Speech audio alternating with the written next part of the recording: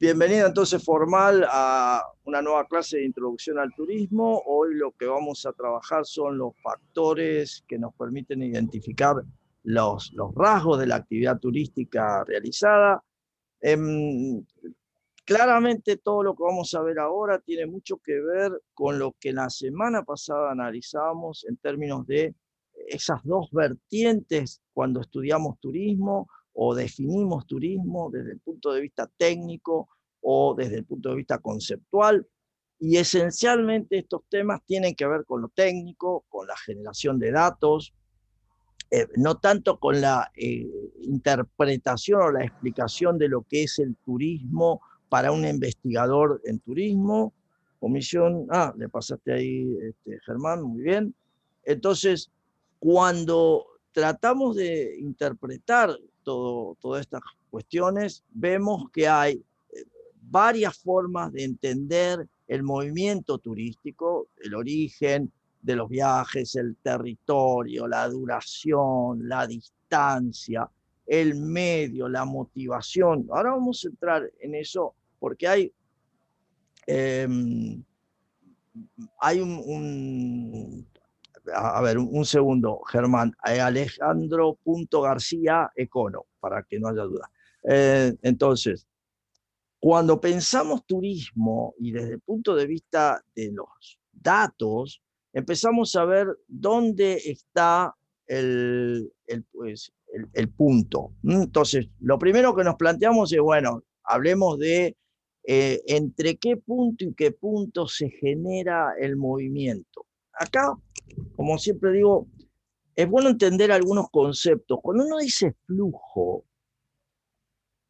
está haciendo clara noción, está teniendo clara noción de un concepto que refleja el movimiento entre dos puntos, o sea, dos momentos del tiempo o dos puntos. La idea de flujo es lo que pasa entre el inicio y el fin de cualquier cosa. Ese es el flujo.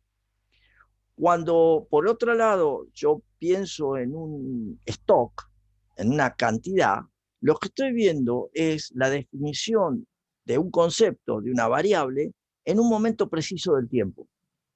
Y para entenderlo claramente, cuando yo digo cantidad de turistas que hay ¿cuántos turistas hay en la foto? ¿Cuántos turistas hay? ¿Qué sé yo? Millones, pero es un número. Ese es un stock. Lo mismo que yo en este momento digo, hay 39 asistentes en el aula. Eso es un stock, un momento preciso del tiempo. Cuando yo necesito dos momentos o dos puntos para analizar lo que pasa, estoy en presencia del concepto llamado flujo. Y entonces el flujo sería si hace 5 minutos éramos 37, para hacer un número, claramente entre esa foto de hace 5 minutos, 37 alumnos, y esta foto de ahora, 39 alumnos, el flujo fue el movimiento, la cantidad de alumnos que se incorporaron. Y esto también tiene que ver con la concepción de la corriente, el movimiento turístico, entre un espacio, núcleo, punto geográfico, que es el emisor, de dónde salen los viajeros. Todavía no, es decir, no le pongamos el título, bueno, son los turistas, entonces el punto de origen, y el punto de llegada, el punto de destino. Entonces, entre punto de origen y punto de destino, tengo o el concepto emisivo, punto de origen, el concepto receptivo, punto de destino. Ese es el juego que estamos mirando como un primer determinante. Y entonces voy a tener un país emisor de turismo que puede ser por sus características, normalmente tiene mayor nivel socioeconómico, tiene mayor capacidad de ingresos, tiene mayor tiempo libre para usar, para el viaje. Y ahí voy a tener un concepto clave que es si soy emisor neto. Quiere decir que tengo más salidas que llegadas.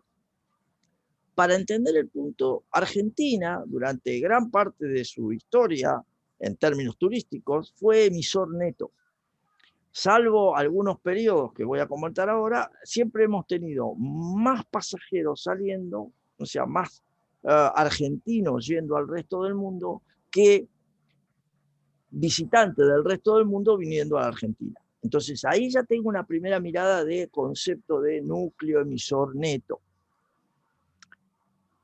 Por el otro lado, voy a tener un país receptor de turismo, que es el que, ya sea por los recursos naturales, por su historia, por la cultura, atrae. Entonces genera, son lo que también se puede conocer en terminología como tiene atractores, es decir, genera que haya un flujo de llegada. Y entonces será un núcleo receptor neto cuando tiene más llegadas que salidas. Como les decía, particularmente la Argentina, después del 2001, cuando se genera una devaluación importante de nuestra moneda, y también en 2001 hasta el 2011 más o menos, y también en una parte del último tramo del gobierno del presidente Macri, ahí se convierte en receptivo, si tenemos mayor cantidad de entradas que las salidas. Detrás de todo esto, y antes de avanzar, siempre es importante entender que lo que está en juego, ¿por qué hago mención a un momento del tiempo, la devaluación? ¿Qué es eso? ¿Por qué es relevante? En esencia, esto lo vamos a mirar en profundidad en la unidad 3, que tiene que ver con aspectos estrictamente más económicos, pero yo puedo ya adelantarles que el concepto allí de relevancia es el tipo de cambio. Y el tipo de cambio tiene que ver con el valor de nuestra moneda en relación con la de otro país. Para el ejemplo más simple, más o menos en nuestro país, hoy 150 pesos, para poner un número redondo, por dólar. Pero siempre me gusta marcar esto. Estrictamente, el tipo de cambio es cuánto puedo comprar con una unidad de mi moneda de la de otro país. Y ustedes dirán, epa, entonces lo que usted me está diciendo es que ¿cuántos dólares compro con un peso? Exactamente, ese es el tipo de cambio. Ustedes dirán, espere, profesor, compro la 150ª parte de un dólar. Claro, nada, no existe. Pero entonces nosotros, justamente por esa situación de dificultad, hacemos la operación, la mostramos al revés. Entonces, mostramos cuántos pesos necesito para comprar un dólar. Es decir, parece una tontera, pero que es lo que acostumbra, lo van a ver en los periódicos, en todos lados van a ver 150 pesos por dólar, 170 pesos, no sé, por euro, lo que fuera. Porque nosotros nos hemos acostumbrado a dar vuelta a la cuentita. Pero la cuentita, concretamente, el concepto de tipo de cambio es cuánto puedo comprar con un peso de la moneda de otro país. Ese es el tipo de cambio. ¿Por qué es esto relevante? Bueno, porque les da la pauta de si los bienes y servicios que nosotros tenemos son más baratos o más caros que los de otro país. Y ahí se produce, entre otras cosas, parte de este flujo o este movimiento turístico. Desde el punto de vista, lo van a encontrar en Sancho, tiene mucho tiempo, pero la esencia del movimiento está fuertemente asociado a el movimiento entre países del hemisferio norte, fuertemente asociado. Esto no quiere decir que sea lo único, pero está fuertemente asociado a las corrientes turísticas. También tiene que ver con el uso del tiempo, y entonces es como yo lo conversaba con la otra comisión, es decir, ¿cuántas películas ven ustedes que a la mañana estoy en Nueva York y a la tardecita puedo estar en París? ¿Y por qué? Y porque tengo 6 horas de viaje. Entonces, es como si yo dijera, a la mañana estoy en La Plata y a las 6 horas después estoy en Bahía Blanca. Estoy acá. Esa es la realidad. Entonces, En 6 horas yo puedo estar de Estados Unidos, puedo estar en Europa. En 6 horas acá, lo más que puedo hacer, está bien, en avión tampoco llego. Es decir, puedo llegar dentro de, en 2 horas puedo estar en el sur. En 2 horas tardo para ir a San Martín de los Andes, 2 horas.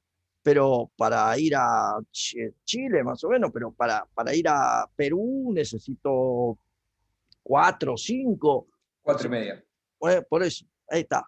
Entonces, ¿dónde te puedes mover? Y acá nomás. Y nos movemos así de fácil. Nosotros a la mañana estoy en Buenos Aires y a la tarde estoy en Lima. No, no es nuestro movimiento habitual. Sin embargo, es parte de los flujos y las corrientes turísticas habituales en el hemisferio norte. Entonces, por eso el grueso de toda la movida la vemos asociada a estas cuestiones. No, hay, Eduardo, sí, dale.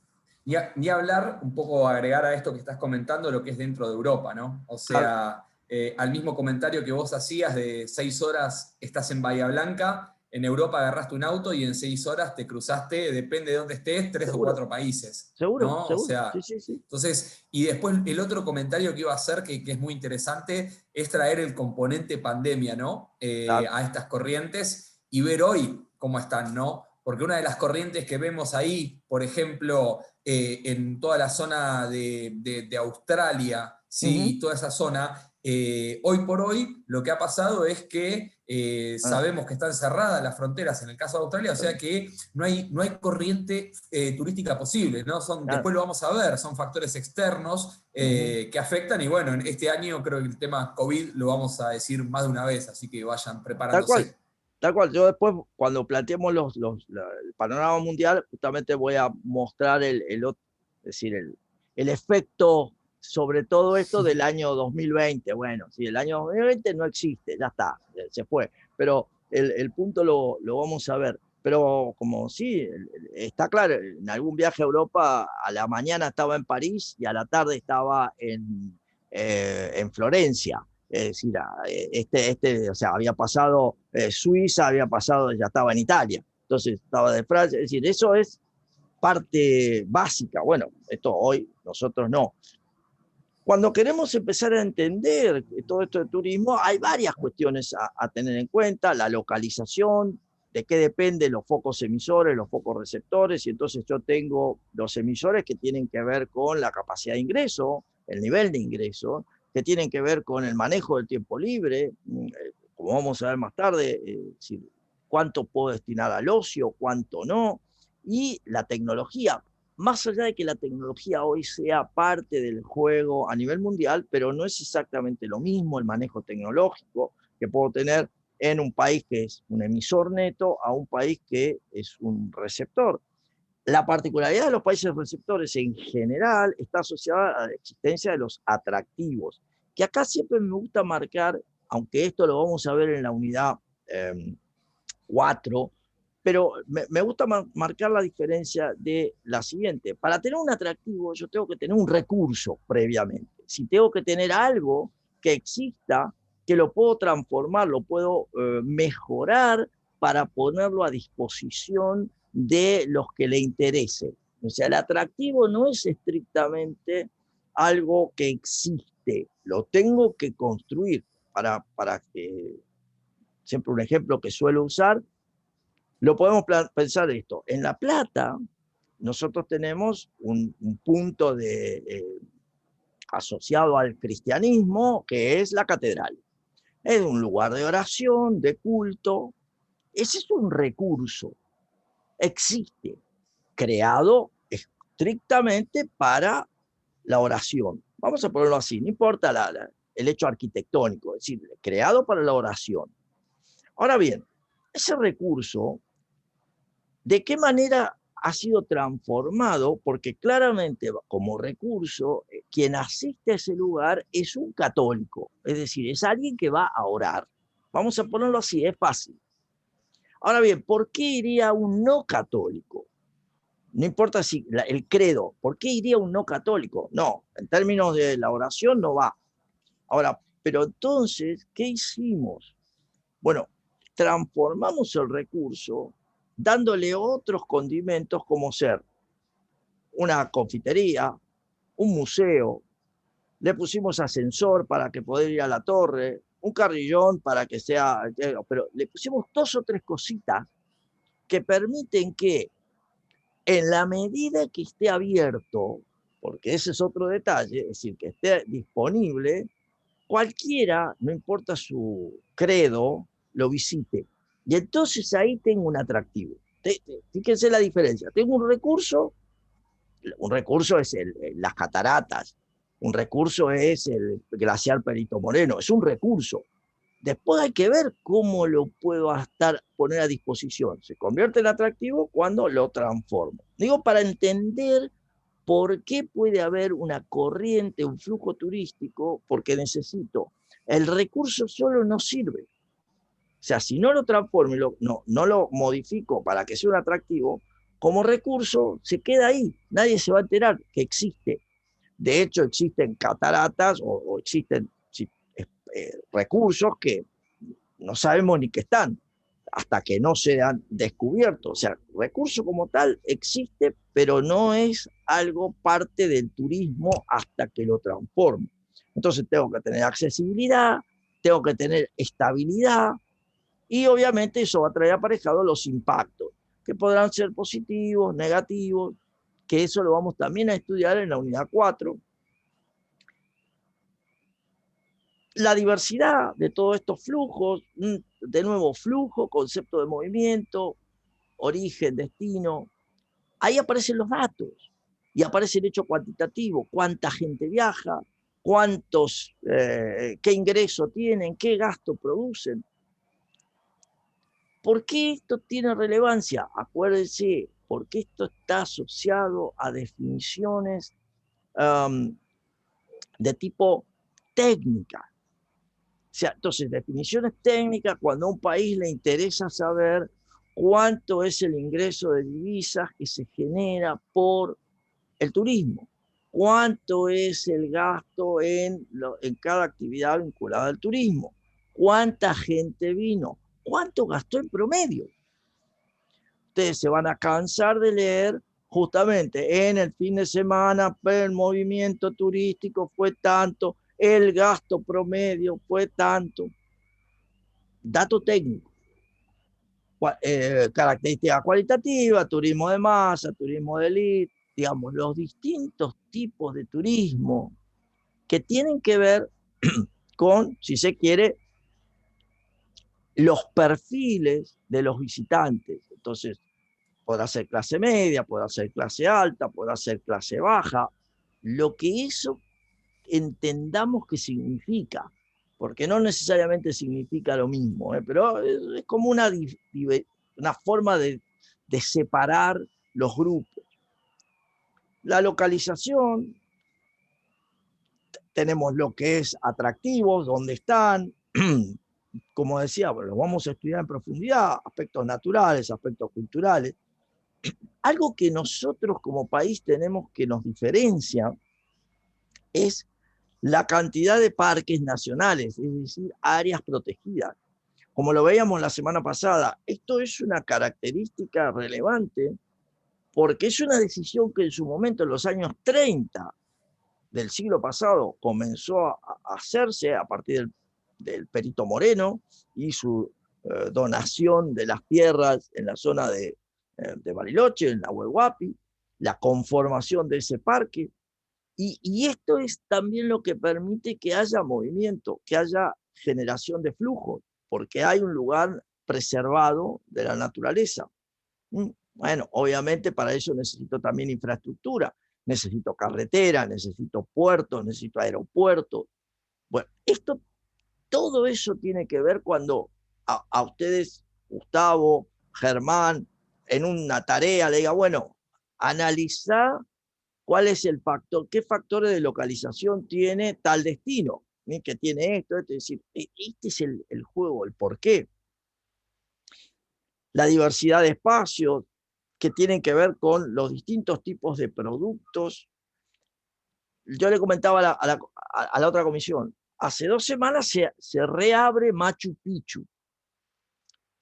Machu Picchu estaba cerrado, por obvias razones, y Perú con un fuerte impacto de los temas de muertes por pandemia, infectados y demás, se reabre con una particularidad que la volveremos a tratar en la unidad 4, que es que la capacidad con la cual se reabre es un 30% de la capacidad que podría tener Machu Picchu. En concreto, 800 personas por día. Cuando Machu Picchu por día podía recibir 5.000. Más o menos, menos, ¿no? Un poco más, 5 por 3, 15. No, menos todavía, 1.500, menos del 30%, 15%.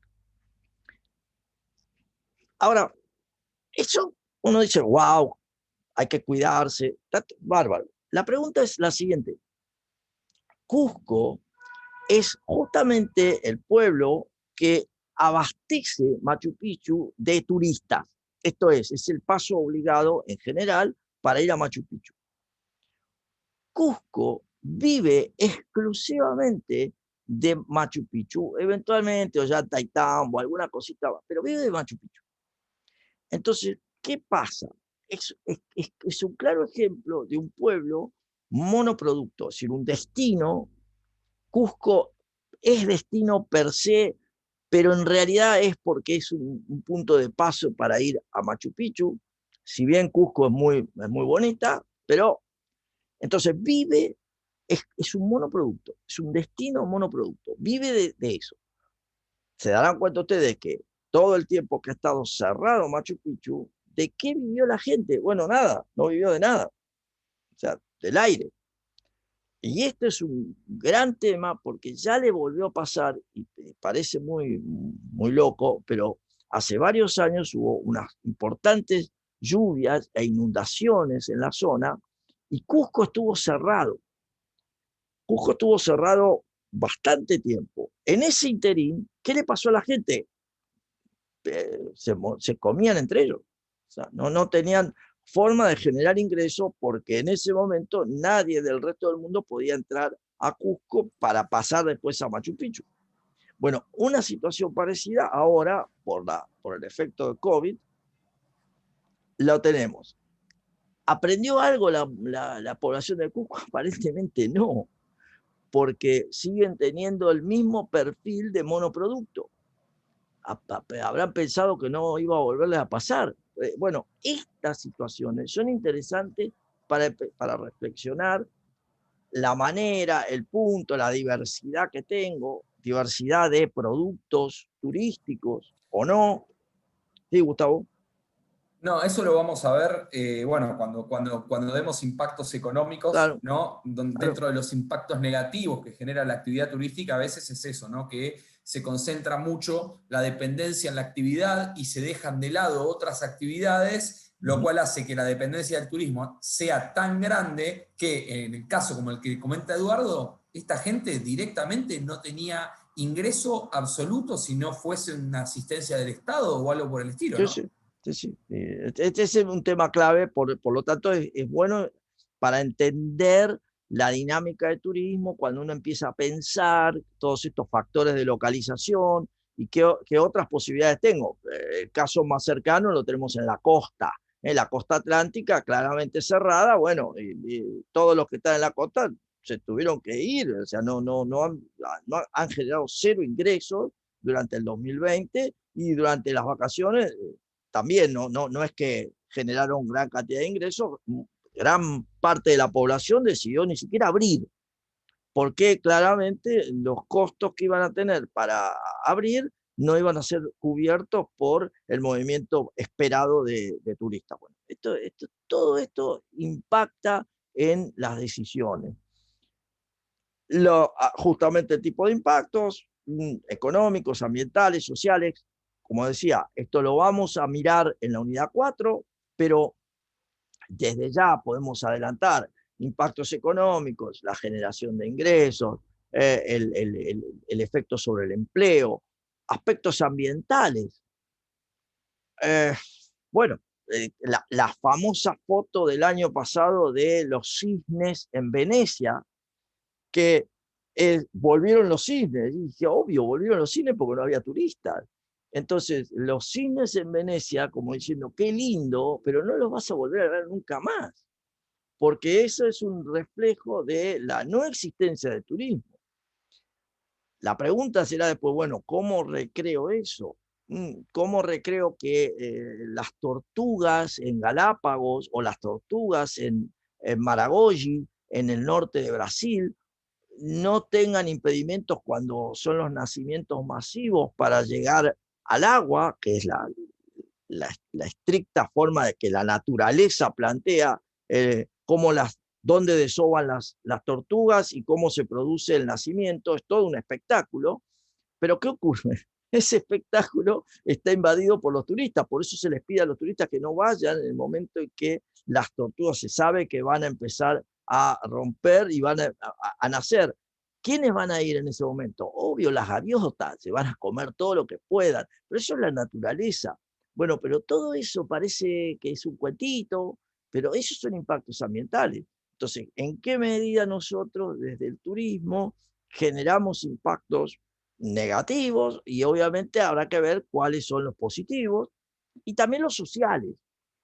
Y ahí siempre marco una cuestión por ahí más áspera, más difícil. La prostitución es un claro efecto de un impacto social, la prostitución infantil, la trata de blancas. Dice, bueno, pero esperen, no me meta eso en el turismo. ¿Cómo? Bueno, ¿quién demanda eso? Un turista. O sea, un local demandará, pero ¿por qué se desarrolla como negocio? Porque la demanda, digamos, la cantidad de individuos que buscan eso, está dispuesto a pagar una importante suma. Es decir, hay divisas, moneda extranjera, hay movimiento. Entonces, esto es un impacto social. Eh, Profe, sí, dale. pasa mucho en Europa, que hay muchas chicas que quizás son de acá, de Argentina, y se van allá a trabajar de esto, básicamente, porque el pago es muy grande. Exactamente. Ese es el gran tema. A ver, si hay demanda y oferta, es decir, no es que es casual, pero planteo el impacto social. ¿Por qué? Porque también está la trata de blancas. O sea, una cosa es la decisión de la prostitución, con tu vida, tu cuerpo, sos dueño, yo soy el primero que dice, sos libre.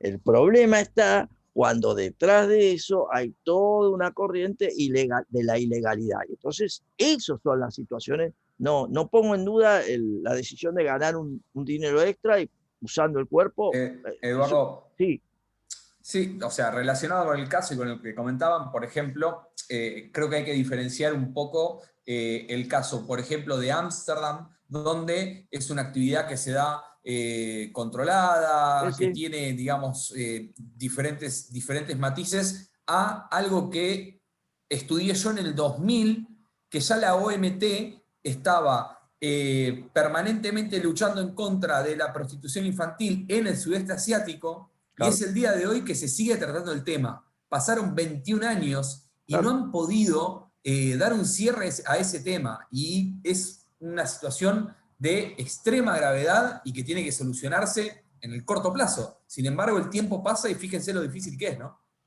Sí, no se va a solucionar porque sigue habiendo demanda. Y la demanda es el turista de algún país en particular que demanda eso. Es parte del juego.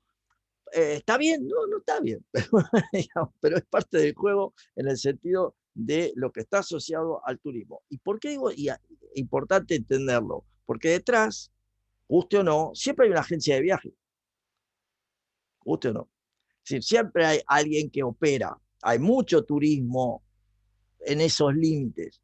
Y uno dice, no, sí, en la medida que yo lo pueda plantear como un negocio lícito, seguro que va a haber quien lo preste. Vos decís, pero no, profesor, ahí no hay nada de lícito. No, el problema está en quién abastece. Pero el planteo de visitar los barrios marginales, encontrar la nueva, otras realidades, ese discurso es lícito. ¿Qué hay detrás de ese discurso? Es otra cosa. Pero entonces, esa es la historia que uno también tiene que tenerla en cuenta. Y dice, bueno, no. Eh, por eso lo positivo y por eso lo negativo. todo lo que hay detrás de esto es la importancia de cuál es el grado de desarrollo, cuál es el tiempo de ocio que tienen los países que son netamente emisores para generar la salida de pasajeros al resto del mundo, la demografía, como vamos a ver, el promedio de edad en Europa ya está en el orden de los 40 años, o sea, son sociedades que están envejeciendo, cuando el promedio de edad en los países más jóvenes, nosotros tenemos un promedio de edad, vamos a ver, de 30 años, 31 años, todavía tenemos lo que se conoce como un bono demográfico, todavía tenemos por delante 15 años más, menos por ahí, donde va a haber, sigue habiendo más cantidad de gente joven. Acá va a haber otro problema que es el siguiente, gente joven con qué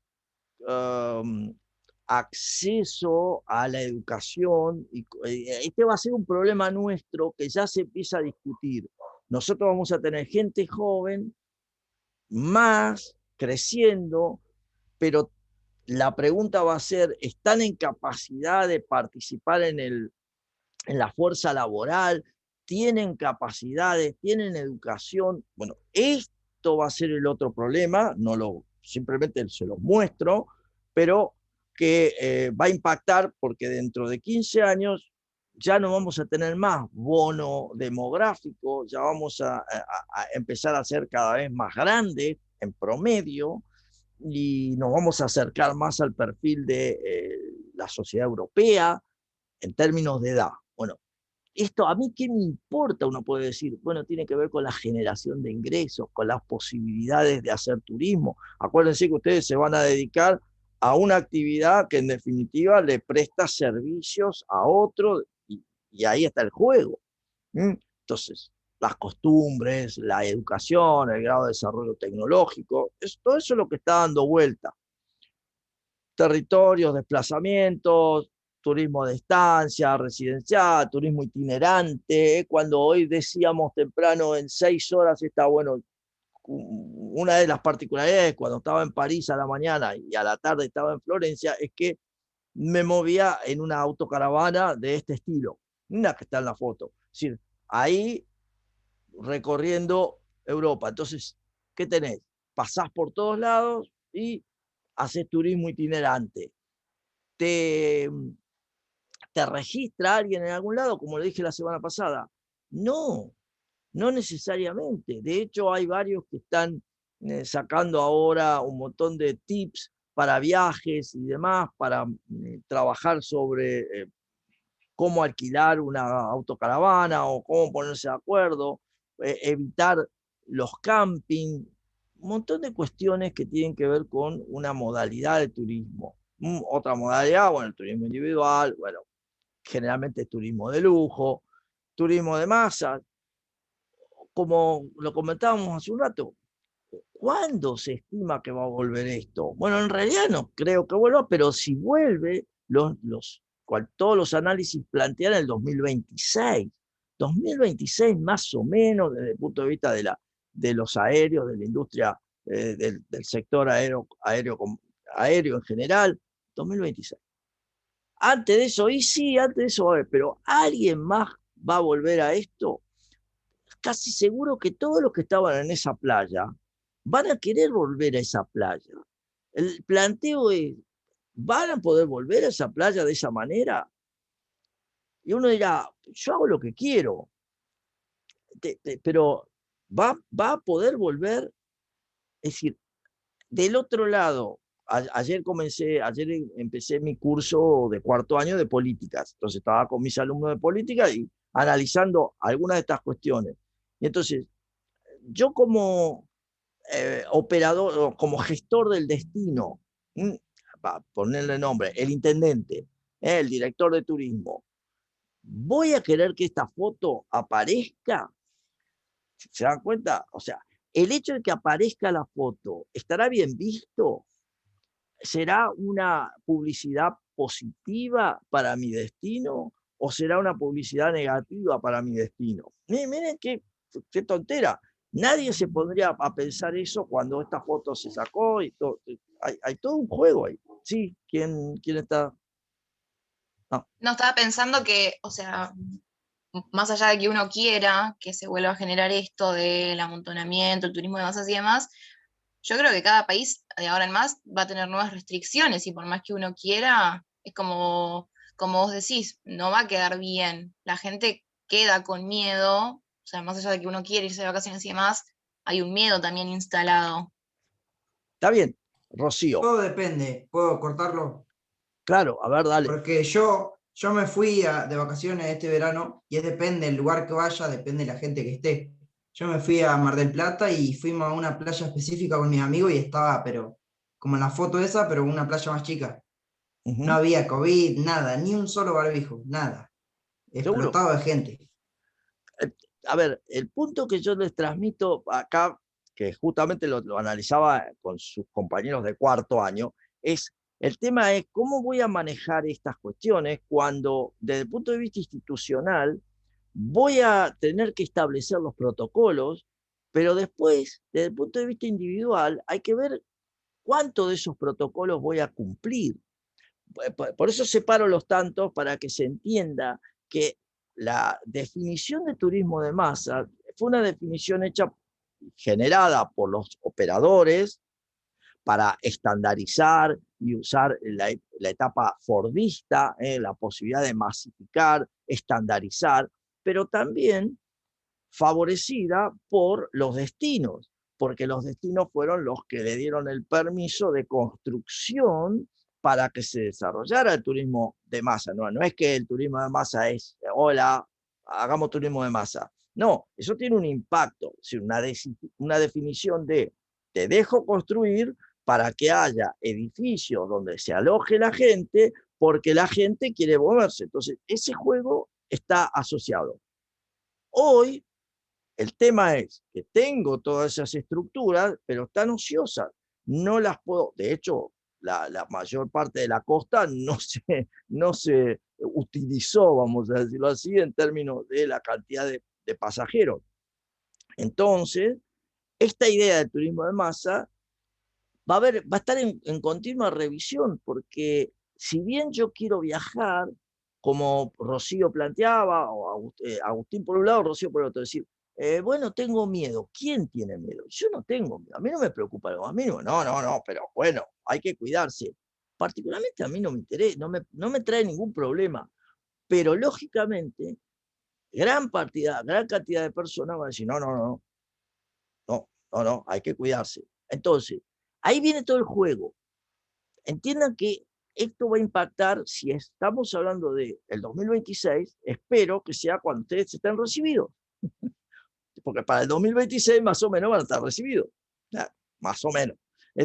Entonces, ustedes van a entrar al mercado en una situación de, como vamos a ver, tal vez vuelta a los valores, los números del 2019.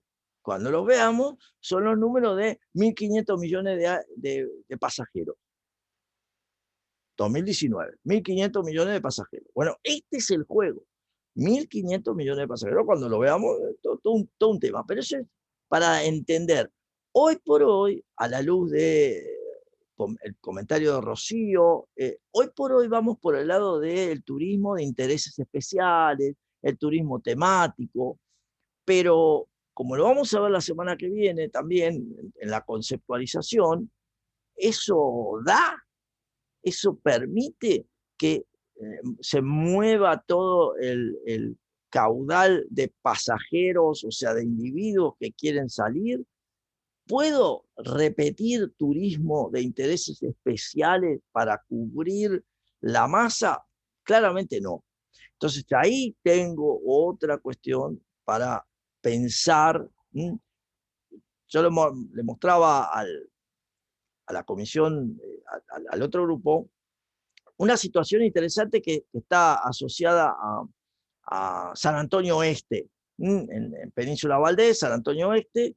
San Antonio Oeste es el lugar donde estaban las minas de hierro, donde estaba la empresa IPASAM, Hierro Patagónico, una empresa del Estado, que fue cerrada en los años 90, obviamente ineficiente y demás, pero la particularidad de eso era que San Antonio Oeste estaba desarrollada en torno de la empresa. Entonces vivía de la extracción de mineral, vivía de la minería.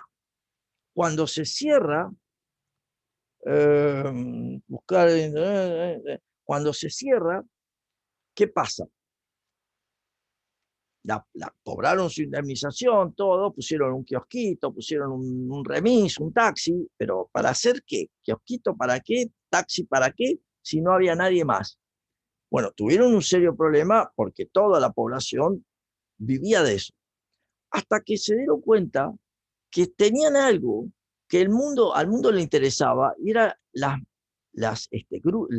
cavernas. Las cavernas, o sea, todo el proceso de extracción de mineral, la característica de los pobladores es que estaban especializados en la minería. Y entonces lo que surge de parte de ellos, después de mucho trabajo, se dieron cuenta que tenían un producto, tenían el turismo espeleológico, o sea, tenían la capacidad de brindarle una experiencia única, entrar en una mina de hierro a importantes profundidades, que en el mundo es muy complejo, no se accede normalmente y acá el acceso estaba muy cerca, muy fácil. Cualquiera de ustedes que haya estado por Mendoza, en Malargüe, en Malargüe tienen las experiencias de turismo en las cavernas. Es una situación muy interesante. Hay estalagmitas, hay una estalagmita que debe tener más de 3.000 años de formación. Bueno, hay un montón de cosas muy interesantes.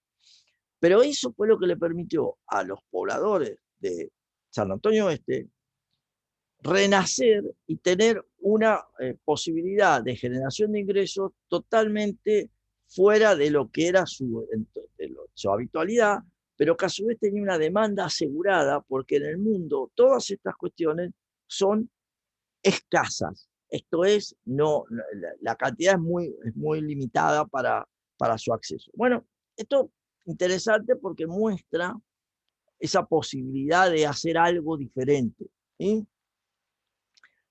Distancia, duración, Desde el punto de vista de, como decíamos, la motivación, bueno, yo como lo conversábamos la semana pasada, hay 7.000 millones de habitantes en el planeta, hay 7.000 millones de motivación. Este es el gran problema de turismo, porque si bien lo podemos establecer a partir de motivación de recreación, motivación profesional, otros. Ahora bien, en este momento justamente estoy dirigiendo una tesis, uno de mis alumnos, estamos creando un concepto de turismo asociado al consumo de cannabis. Turismo vinculado a la droga. O sea, es una tesis que estoy dirigiendo, vamos por ese lado, a ver qué nos fumamos, vamos a ver, pero el punto es, ese es una motivación. Y usted dice, profesor, pero con ese criterio, yo tengo, como he dirigido a esta altura muchas tesis, tengo la creación de muchas motivaciones. Por ejemplo, turismo académico se creó como definición a partir de una tesis de la facultad, una definición que se utiliza. Es decir, hay varias cuestiones. Entonces uno dice, wow, pero entonces, ¿cuántas motivaciones hay? 7.000 millones. O sea, puedo abrirla de múltiples formas porque esa es la característica. A ver, la particularidad del turismo, que al estar definido por lo que hace el turista, cada turista hace algo diferente. Y esas son cuestiones que vamos a ver cómo entenderlas, porque hacen a la conceptualización del turismo, hacia la mirada un poquito más del investigador de turismo, del estudioso de turismo. Particularmente lo vamos a ver a partir de la semana que viene en la unidad 2. Antes de avanzar, recuerden que esta unidad va a ser evaluada, la estamos cerrando hoy, van a tener evaluación la semana próxima de la unidad 1, con todos los aspectos, va a haber un test de comprensión que refleja, para recordarles, el promedio de todos los test de comprensión refleja el 30% de la nota.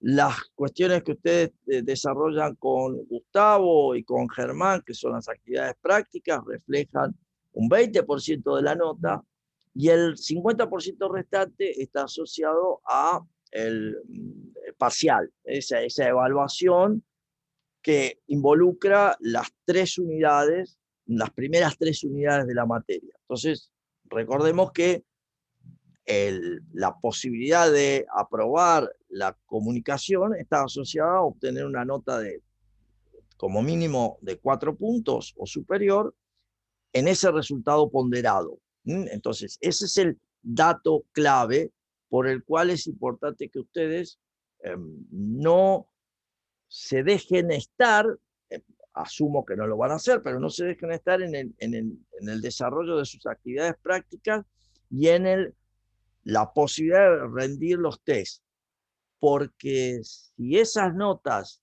no les conforman, no tienen un buen resultado, les va a costar mucho resolver la nota de la materia solo por la nota que obtengan en el parcial. Esto es importante entenderlo porque si me va mal en la práctica y en los test, asumamos un 0 para hacerla fácil, sacándome un 6 en el parcial, lo más que tengo es un 3, una nota de 3 puntos. Lo van a realizar, si yo después les voy a poner el momento no, en el momento de clase no, va a ser fuera del momento de clase, voy a plantearles por allí, después les hago una encuesta de qué día quieren resolverlo. Eso lo voy a habilitar después. Pero, de nuevo, si se sacan 6 puntos, tienen un 3.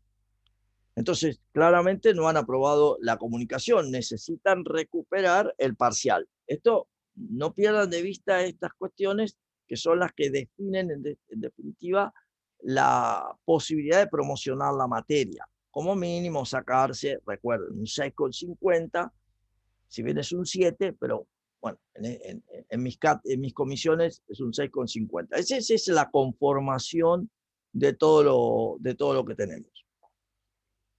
Toda la idea de... Perdón, Eduardo, si me permitís agregar también que en el aula virtual está el cuestionario de prueba, que vi que lo hicieron muy poquitos. No es obligatorio ni nada, pero es como para que se vayan familiarizando un poco con cómo van a hacer estos cuestionarios que sí tienen que hacer. Así que nada. Aprovecho ahí para agregar, desde mi rol, y es muy importante, creo que acompañarlos junto con Germán en todo esto, y en base a la experiencia de 14 años ya con la materia, y con Eduardo son unos 10 más o menos, ¿no? Edu, sí, aproximadamente.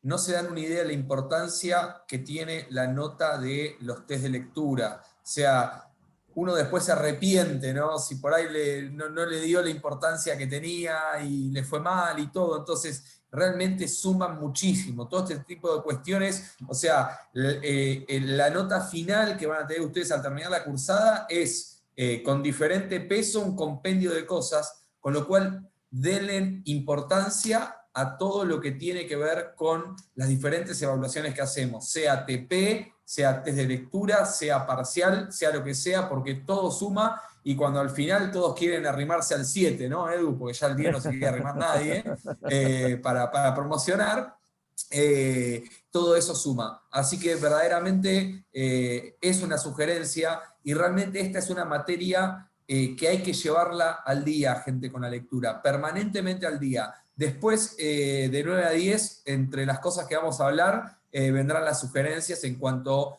a las lecturas que deberían ya ir avanzando, ¿sí? Bárbaro. Fíjense que la motivación, como decíamos, si miramos los números los últimos números válidos antes de la pandemia, del COVID y demás, más o menos el 55% de todo el movimiento era por aéreo, el grueso, el 53% se movía por temas de ocio, de recreación, de diversión.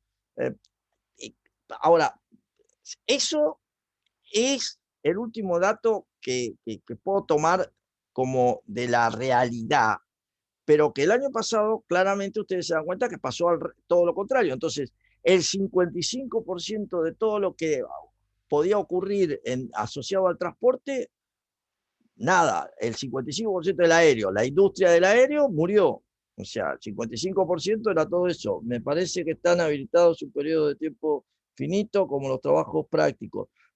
Sol, sí, van a estar habilitados por un tiempo, por eso les voy a poner el día, voy a pedirles a ustedes que seleccionen el día y lo voy a habilitar para ese día. El test de prueba está habilitado todo el tiempo. Más que nada porque si fuera del horario de clase y tiene un tiempo límite, no sé si puedo por el tema de trabajo. A ver, Sofi, cuando yo, vamos, le doy un segundo. El test de lectura son 15 minutos, 20 minutos. Ahora bien, cuando lo planteo en el día que a ustedes les convenga, es el día. Esto significa de las 0 horas a las 23:59. Hacelo cuando te dé la gana. Pero una vez que entras, tenés 15 minutos para resolverlo. Ese es el tema clave, Sofi. Por lo tanto, lo podés hacer antes de irte a trabajar, cuando volviste, antes de irte al boliche, lo que quieras. ¿Por qué? Porque no te voy a poner una restricción en el horario. ¿Está? Después lo haces cuando quieras. Si lo pongo un sábado, andate a bailar, volvé a las 5 de la mañana, hacelo a las 5 de la mañana, no hay problema. Ese es el juego. Diferente es el parcial, que sí van a ser 2 horas o la hora que sea en la hora de clase. Claramente va a ser de 19 a 21.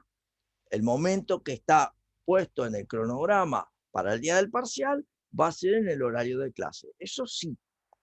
Entonces ustedes, aquellos que trabajan, pueden pedir a su empresa que le dé el día, bueno, y después yo les emito un certificado, una constancia, todo eso. Sí, eso iba a preguntar justamente, sí, lo de la constancia. Claro. Si no hay problema con eso. Bueno, entonces. Por eso les digo, yo les emito constancia que han tal día, rindieron, todo eso, despreocúpense porque ustedes me lo piden, me dice, profesor, necesito constancia. Es más, yo se las envío por el SIU, por el ámbito del SIU, donde reciben tal día.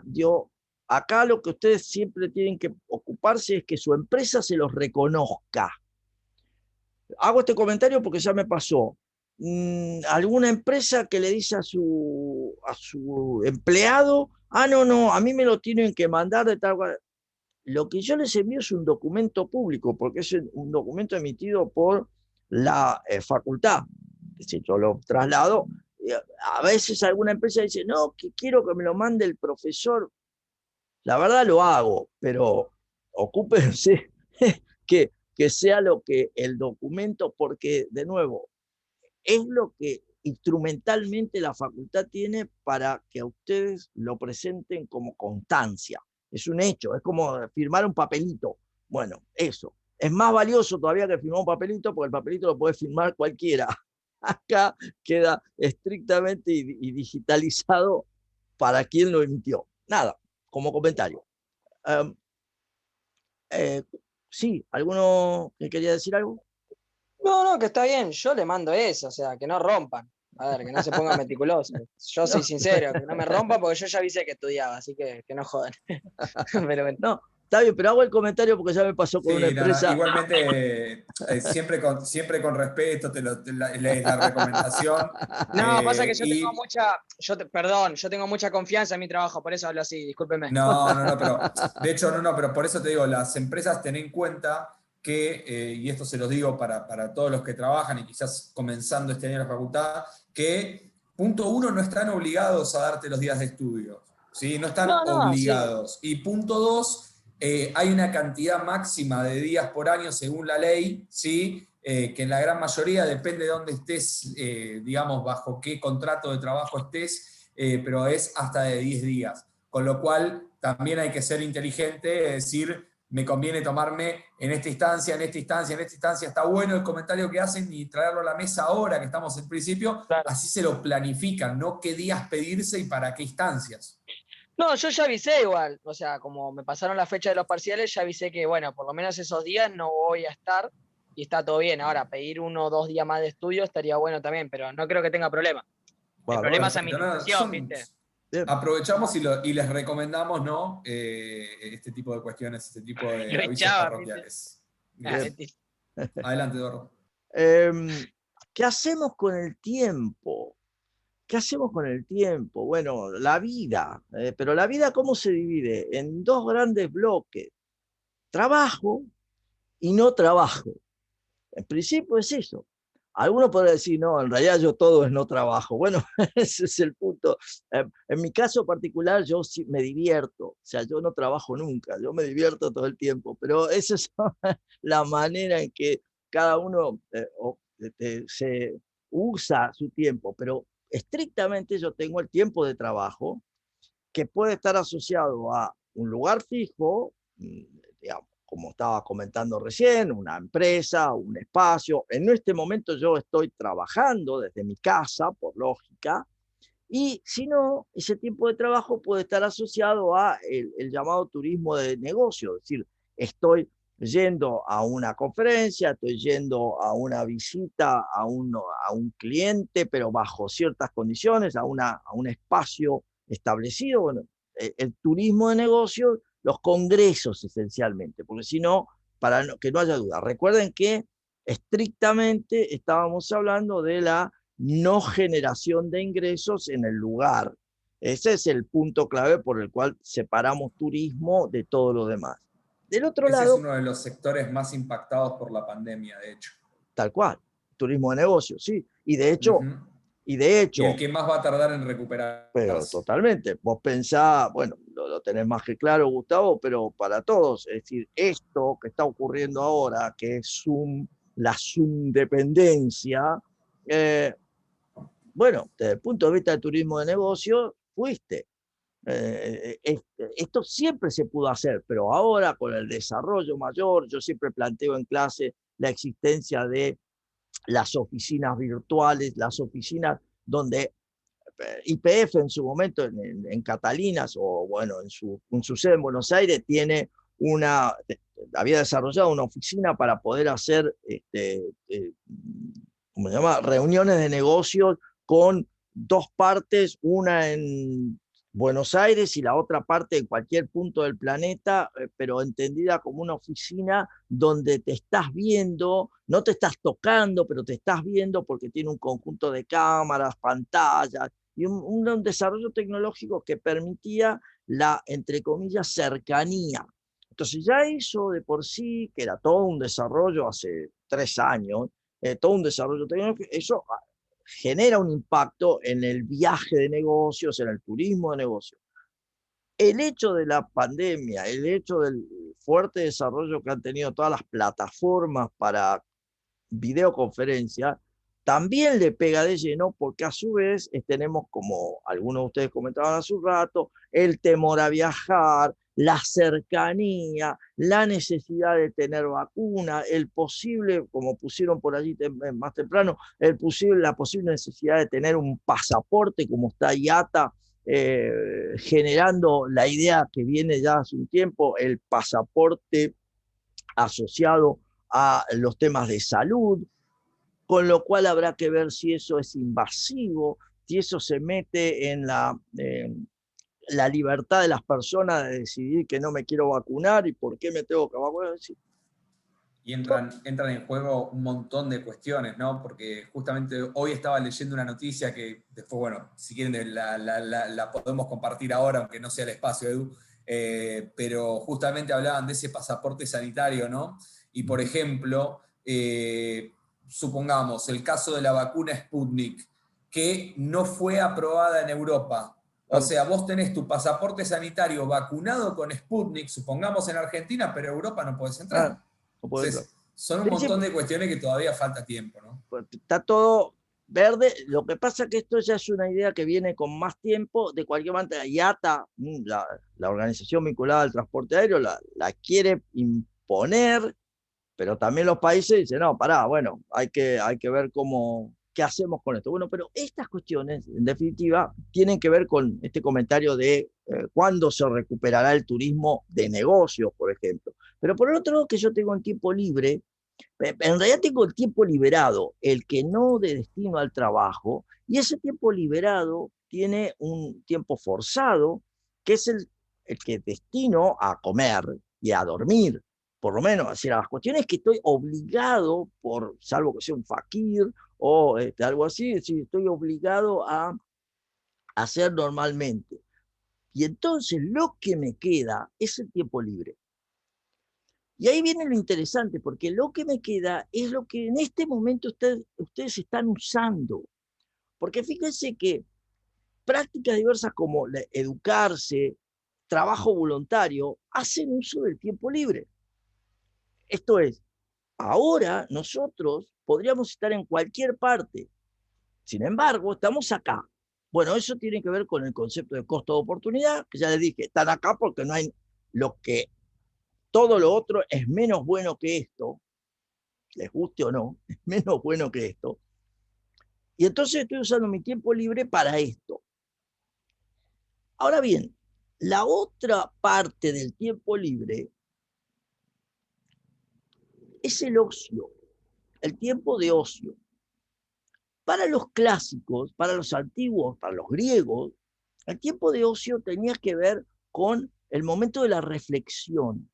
O sea, todo el tiempo que nosotros destinamos a pensarnos, a pensar. Ese es el concepto antiguo, más original, de ocio. O sea, fíjense que la palabra negocio, voy a decir una cosa que ya es clara, es la negación del ocio.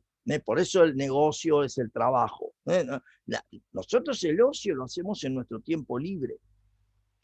¿Qué podemos estar haciendo? Bueno, mirándonos el ombligo, reflexionando sobre la vida en casa o saliendo. Y ahí es donde aparecen las motivaciones cuando yo me movilizo. Salud, la visita a los amigos, la peregrinación, las motivaciones clásicas conocidas.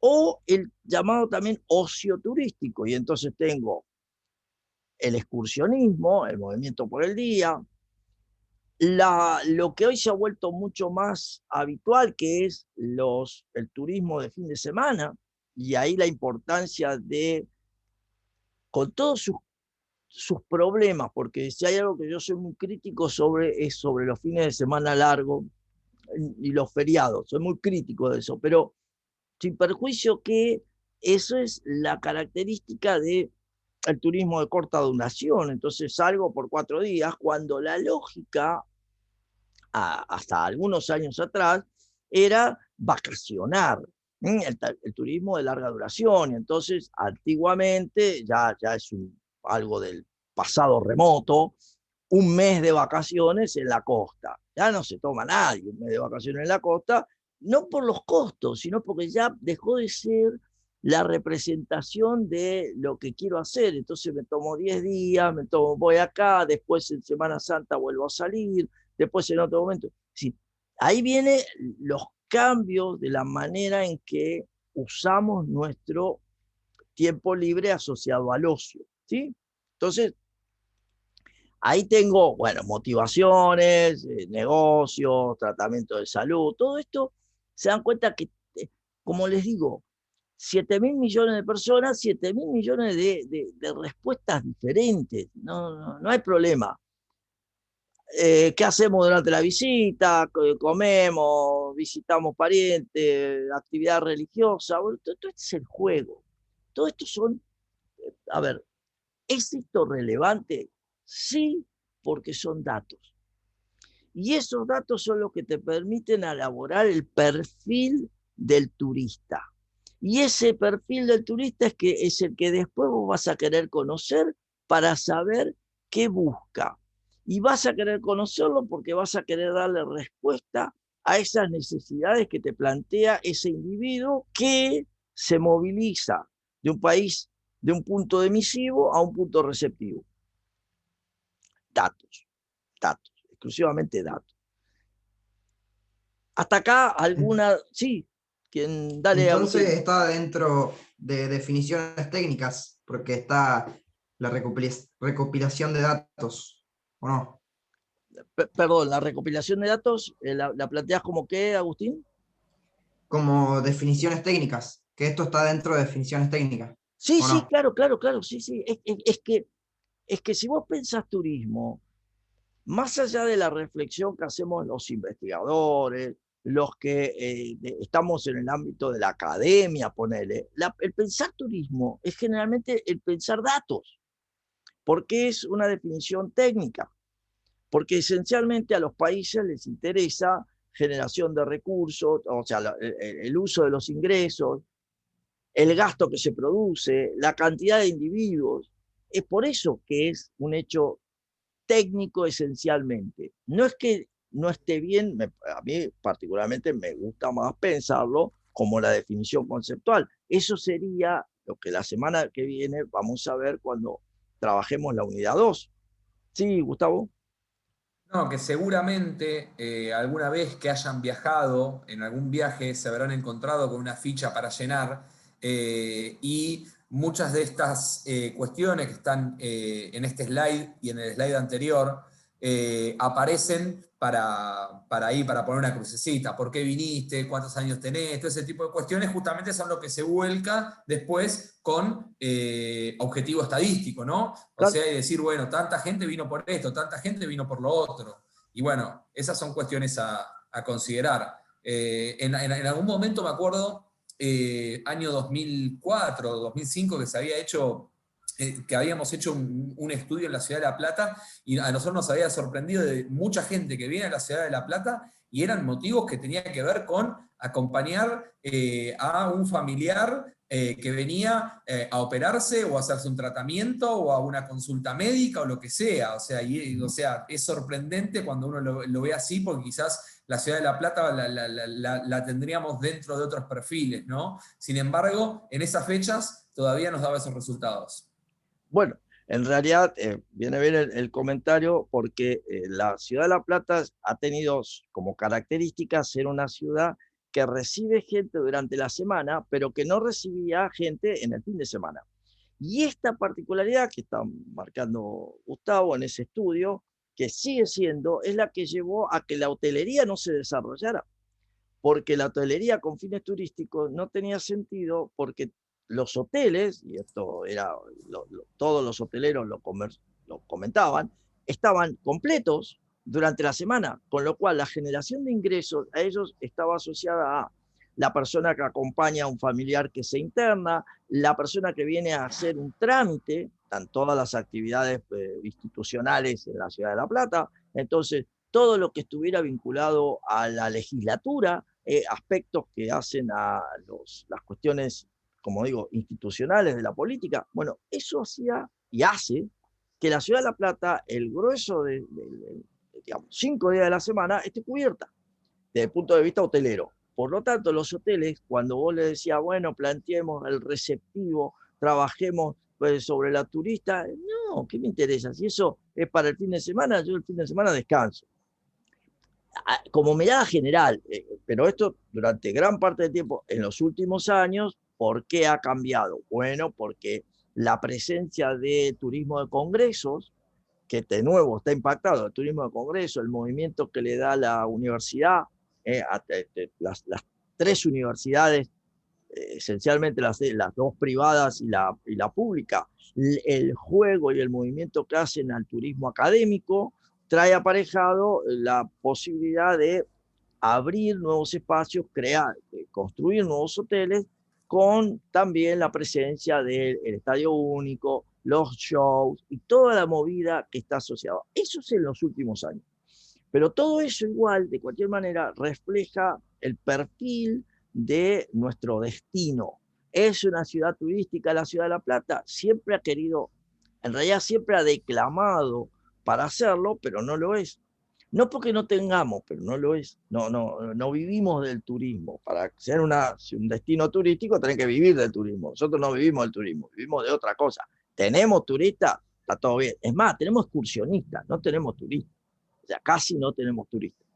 Todo eso es parte del juego, de lo que vamos aprendiendo, de cómo lo vamos trabajando. ¿Sí? Bien. Y acá vienen un poco los datos, un poco jugar con lo que pasaba y lo que pasó.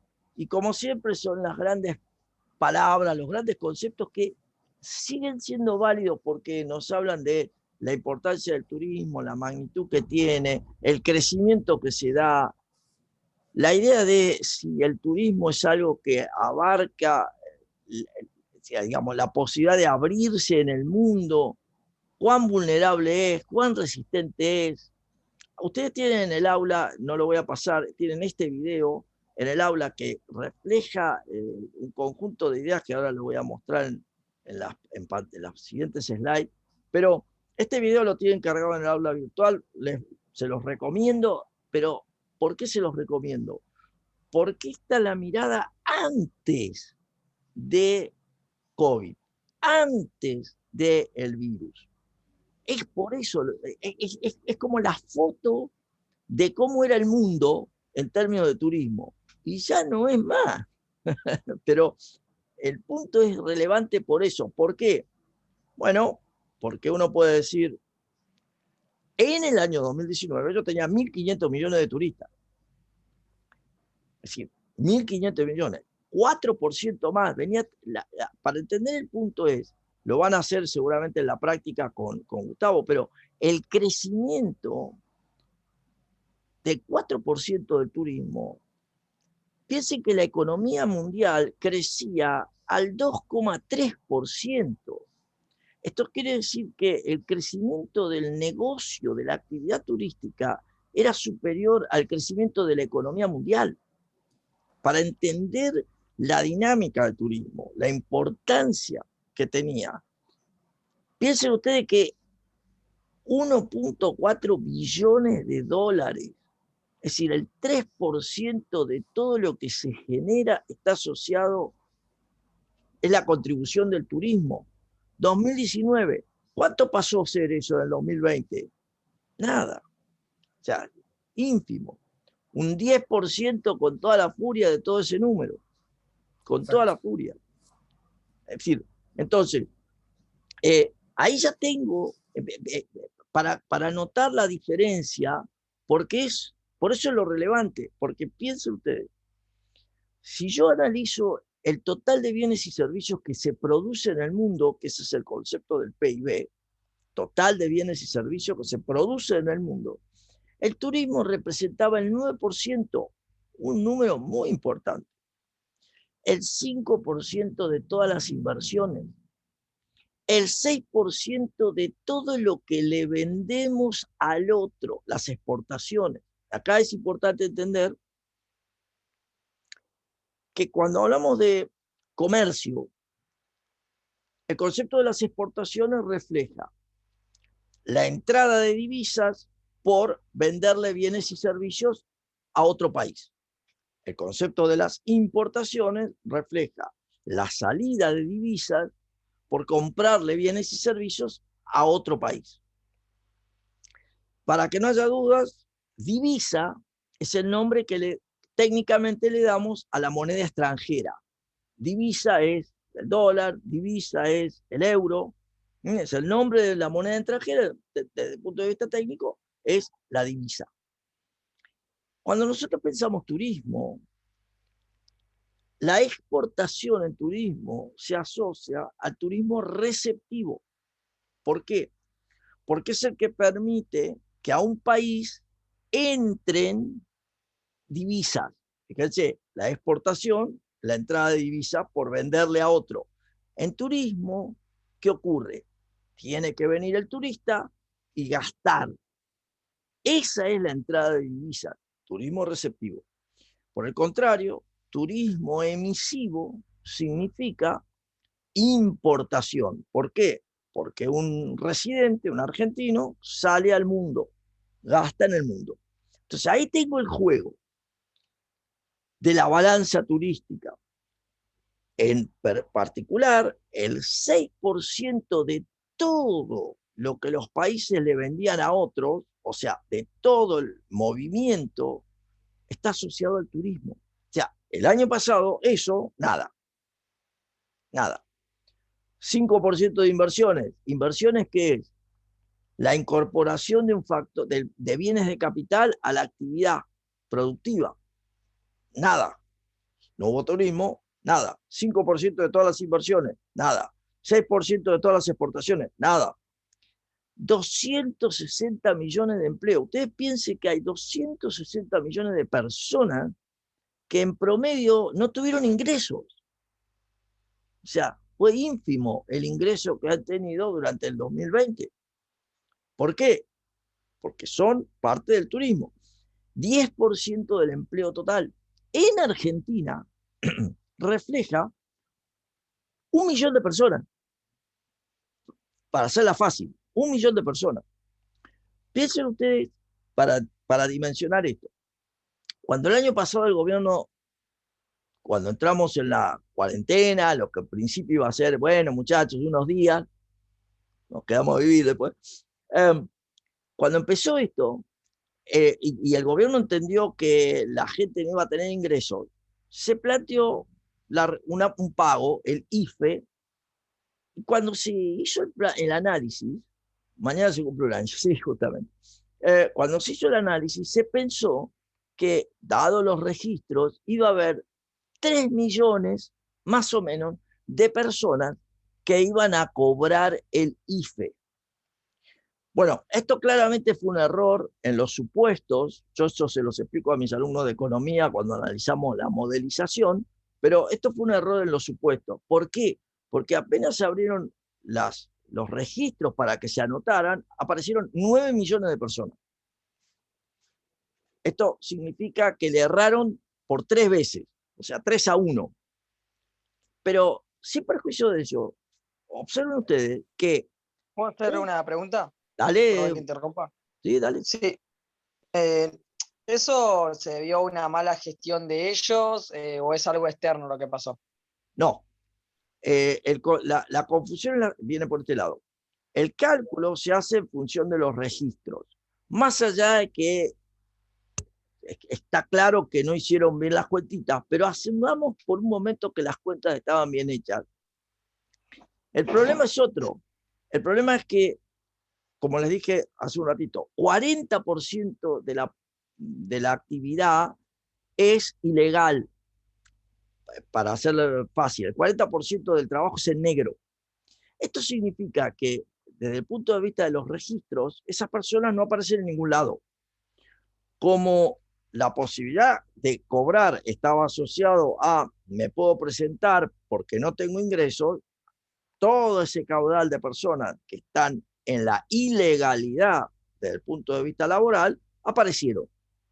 Entonces, gran parte de esa explicación, estoy dejando de lado el error, pero gran parte de la explicación es eso, que esos 6 millones de personas adicionales tienen que ver con toda la economía ilegal, todo un conjunto de situaciones poco claras que tenemos en nuestra economía.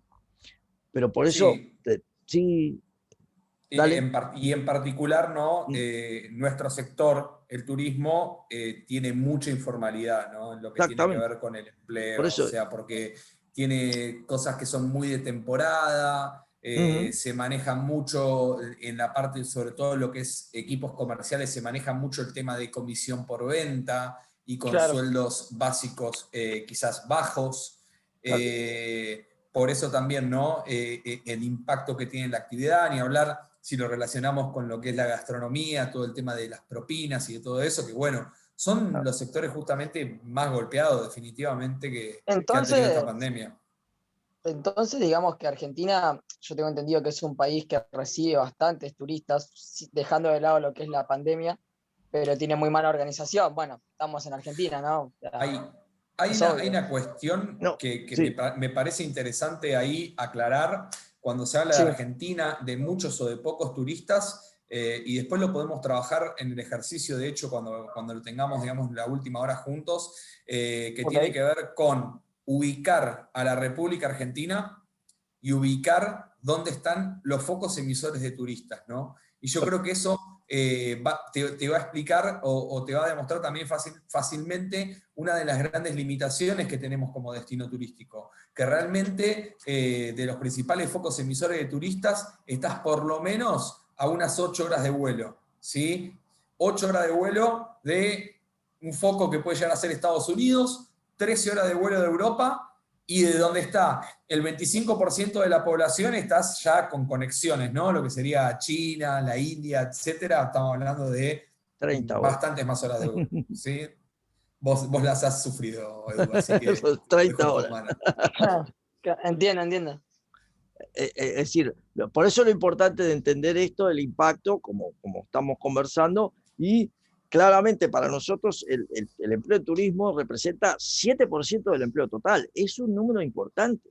Esto refleja que 7%, 8%, depende del año, pero es un número relevante que en la medida que nos convirtiéramos en más destino turístico, un desarrollo adecuado, lógicamente eso tiende a aumentar, pero al mismo tiempo, el año pasado, 7% del empleo total no tuvo ingreso, o tuvo ingreso mínimo. ¿Sí? Todo eso es importante entenderlo por la buena, como venía porque esto es una pantalla asociada, wow, qué bueno, mirá la magnitud, mirá lo que representa el turismo.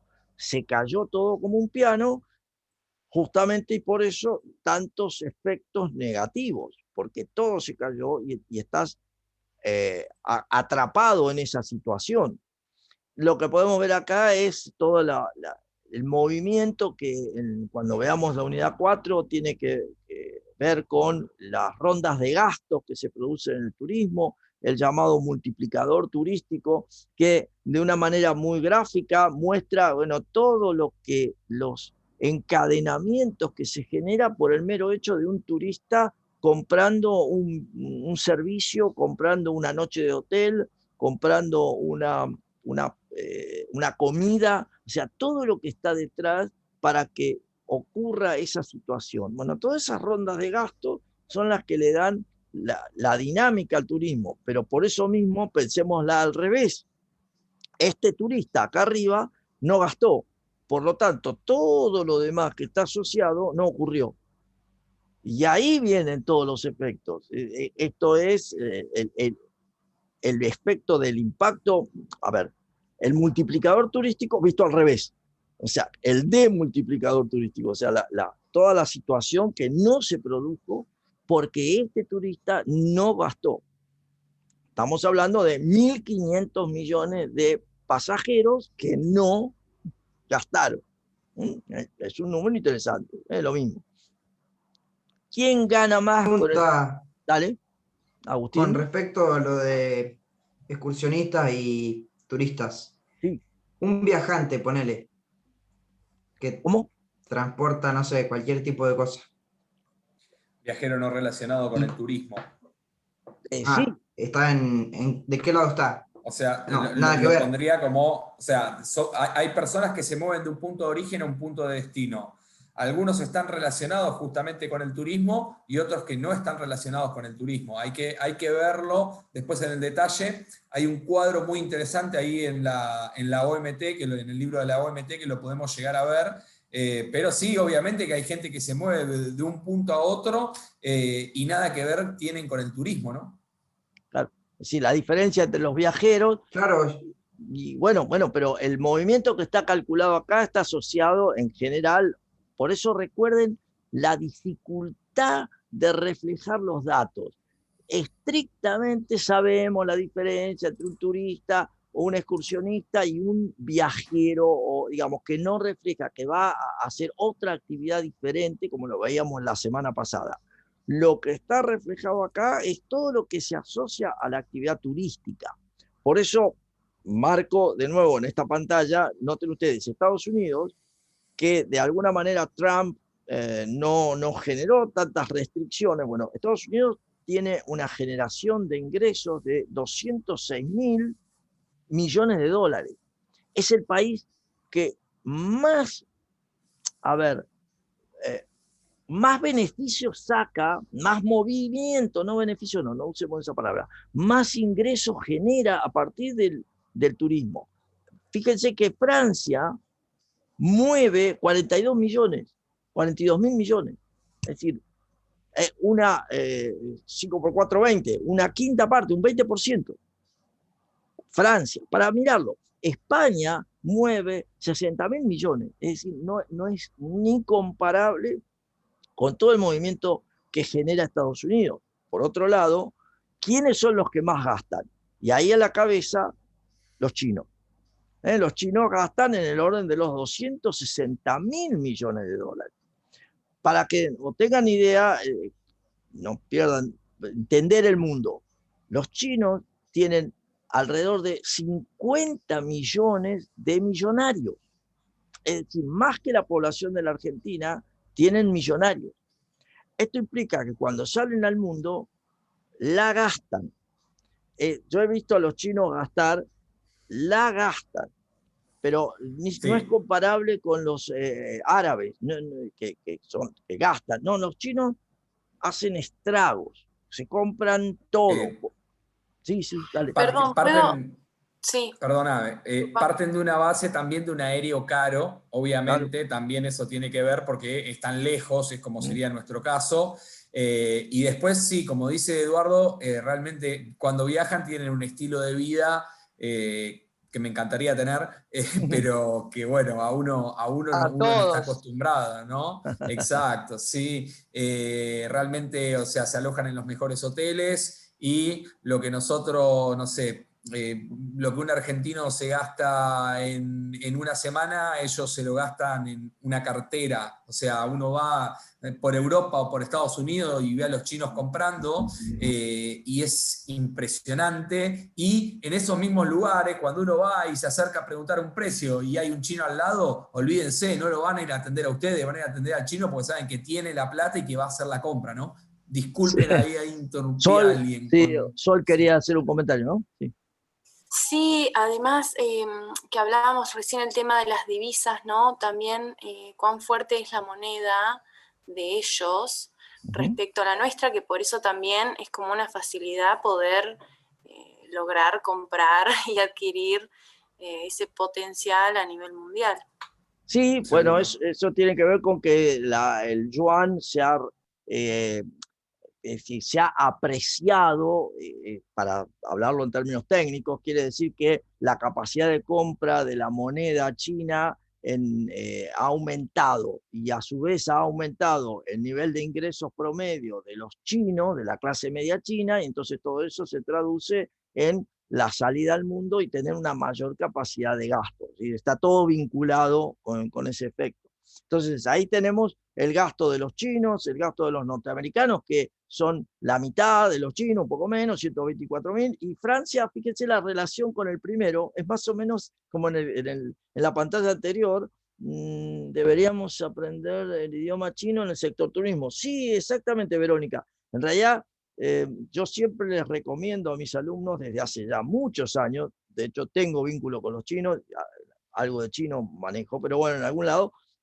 Pero el punto es que aprender chino tiene que ver con esta posibilidad de inserción con una masa de individuos que tienen capacidad de gasto y que están recorriendo el mundo y que particularmente los servicios que requieren son culturalmente representativos de lo que ellos entienden como lo que corresponde. Ellos en general no transan tanto con la posibilidad de, bueno, está bien, vos tenés esta cultura. No, yo quiero estos servicios. Quiero la taza de té y la tetera en la habitación. Yo quiero eso. Si vos no me lo das, bueno, no me interesa. Entonces, y quiero que me hables en mi idioma, y quiero que me presentes un folleto que tenga los caracteres chinos. Pero ¿y si yo te hablo en inglés? Algunos, ojo, en China no se habla inglés. No quiere decir que no hablen inglés los chinos, pero no es algo, particularmente estando en China, encontrar que alguien te hable inglés es todo un tema. Ni siquiera en los lugares que vos esperás que hablen inglés, es todo un tema. Entonces, esto es muy importante, por eso aquel que le interese, el idioma chino, bueno, tiene sus cositas, pero después... Tengo una pregunta. Sí, dale. ¿En China y en Japón se habla el mismo idioma o No, cómo son dos es? idiomas diferentes. Los caracteres, Ah, pero son dos idiomas diferentes. Hablar, es más, en China vos vas a manejar el chino mandarín, que es el idioma, es dentro de los dialectos el más difundido, pero tenés, ya te digo, tenés 43 etnias diferentes en China, o 49, y del hecho debes tener como mínimo de 11 o 12 dialectos para hablar, pero el más común y el que se aprende en el Instituto Confucio es el chino mandarín, y entonces que es el que te permite moverte. Eso lo tenés en la facultad, a la vuelta de la facultad, en el edificio del el ex Jockey Club, ahí está el Instituto Confucio, donde se Y aprende ahí, chino. Sí. ahí hay un tema que es muy de actualidad y tiene que ver con cómo está ayudando en esas limitaciones que hay, en las barreras idiomáticas, la tecnología, ¿no? Claro. O sea, no sé si vieron los últimos lanzamientos ya Google, que tiene, bueno, el Google Translator, o sea, lo que lanzó son auriculares que se conectan entre sí, cada uno habla su idioma y creo que es un periodo de 3 segundos ya te llega el mensaje del otro. O sea, con esto no quiero decir que sin dudas el inglés es fundamental para un profesional en turismo, pero yo, si ustedes me dicen otro idioma, yo me iría al chino, realmente. O sea, lo habían puesto ahí en los comentarios, ¿no? Sí, Y sí, definitivamente, o sea, son una cantidad enorme, ¿no? de personas. No tiene tantas conjugaciones igual, por lo que yo vi, como por ejemplo lo es el idioma español. ¿No es tan complejo, decís, Enzo? Sí, o sea, yo sé inglés nada más, otra cosa no tengo ni idea, pero por lo que estuve viendo que quería aprender otro idioma, mira, resulta más difícil aprender a un chino español que a alguien que habla español chino. Sí, eso es O sea, a eso cierto. me refiero. Eso por la característica del chino que tiene estructura. Lo que ocurre en la Claro. particularidad del chino es que vas a tener que aprender caracteres. Entonces tenés que memorizar caracteres, porque los tenés que memorizar caracteres, a diferencia de en castellano que vos te sabés las letras y después podés armar las palabras. En chino tenés caracteres que se juntan de a dos para armar un concepto. Esa es la parte un poquito más complicada, pero después la estructura del chino es una estructura repetitiva al mismo, al similar al alemán. Si alguien estudió alemán o tiene idea, bueno, No, yo no tengo idea de alemán. bueno, es similar al alemán por la estructura. Son idiomas que las cosas siempre se dicen de la misma manera. La estructura, la forma. Nosotros en castellano podemos decir las cosas de 300.000 formas diferentes. En cambio, en chino o en alemán vos decís esto, pum. Y lo decís así y siempre lo decís así, no lo cambiás. Bueno, por eso puede ser un poquito más fácil, salvando la distancia. Pero bueno, Claro, sí. es divertido. Bien, algunos datos de crecimiento, ya está, todo esto se fue, 1.800 millones para el 2030, sí, tal vez, ya está. 1.500 millones en el 2019 era mucho más de lo que se esperaba, por eso estaban todos los datos de estadísticamente, digamos, las proyecciones ya estaban todas dadas vuelta, porque claramente estaba creciendo más rápido el turismo de lo que se esperaba. Nada, Eduardo, sí. no, Dale. es increíble porque las proyecciones del 2020 se hicieron cuando yo arranqué la carrera en Claro. el 2000 y el número fue casi perfecto. Claro. O sea, con 20 años la proyección fue casi perfecta. O sea, el número que tenemos era el que yo estudiaba y decían, para el 2020 van a ser alrededor de 1,5 millones, 1.500 millones de turistas, ¿no? O sea, y terminó siendo así. Así que bueno, hay que ver cómo se recupera. O sea, lo que hay que tener en cuenta acá es que hoy se está, digamos, estamos en el fondo del mar en lo que tiene que ver con la actividad, pero la actividad se va a recuperar y también lo vamos a ver eso, que justamente la característica que tiene el sector es muy, muy, muy elástico en el sentido de que al pequeño indicio de crisis el turismo se derrumba y cuando se recupera es el primero en recuperarse, ¿no? Tiene eso también, vamos a darle un poco de positivismo, si no, no nos queda nadie, no nos queda nadie pero cursando. en realidad justamente eso es esta pantalla que tiene que ver con lo que históricamente refleja el turismo. Como el turismo es un bien que cuando lo estudiemos, en particular es un bien de lujo, es el bien que rápidamente cuando tenemos problemas lo dejamos de usar y cuando sacamos, nos recuperamos, es una de las primeras cosas que volvemos a tomar en una forma más que proporcional. Lo que estoy mostrando en esta pantalla es, fíjense, las caídas, las situaciones negativas, el 11 de septiembre del 2001, la gripe aviar, los efectos de la caída de la actividad económica del 2008, todo eso, fíjense los impactos negativos, las caídas muy fuertes, pero como comentaba Gustavo, y es justamente la resiliencia, la resistencia que tiene el turismo, si bien es muy vulnerable, el efecto que tiene es, en consideración de diferentes factores, el crecimiento de la población. No es por el crecimiento de la población, sino por cómo reacciona todos los que deciden viajar, los turistas, los que deciden salir, cómo reaccionamos. Y entonces lo que está mostrando la historia es que la reacción es más que proporcional. Fíjense, como si vean acá, esta caída, no importa los números, esta caída, fíjense la respuesta al año siguiente, más que proporcional, un salto más que proporcional. Esta caída, la respuesta al año siguiente, un salto más que proporcional. Lo mismo acá, la caída y el salto al año siguiente. La diferencia que tiene este año es que este salto, a ver, en esta situación no había ninguna restricción a viajar. Y esta va a ser la diferencia. Ahora hay una restricción a viajar. Y esa restricción va a seguir. Por esa es la diferencia. No que esto no va a ocurrir, que quede claro, porque detrás de esto estamos nosotros, las personas. O sea, todas las personas van a querer hacer esto. El problema es si puedo. Marco la diferencia. Este gráfico lo que me dice es, como vos estás en libertad de hacer lo que vos quieras, lo que te dice el gráfico es que cuando pudiste hacer lo que vos quisiste, lo mostrás, saltó más que proporcionalmente. ¡Wow! La diferencia nada más es que ahora, 2021, 2022, todavía no estoy en libertad de hacerlo. Por eso la respuesta no necesariamente va a tener esta magnitud. Hasta que no tenga la libertad de hacerlo, no voy a ver una respuesta de estas características. Por eso el comentario de hoy más temprano del 2026 es parte de esos informes, parte de esos análisis que de alguna manera muestran cuándo puedo llegar a tener de nuevo la libertad total, si eso existe, de moverme como quiero.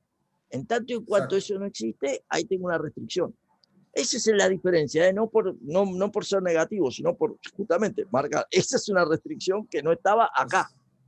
A fines prácticos y para llevárselos al día a día de ustedes, hasta febrero del 2020, uno para viajar necesitaba plata y pasaporte. Claro. ¿Sí?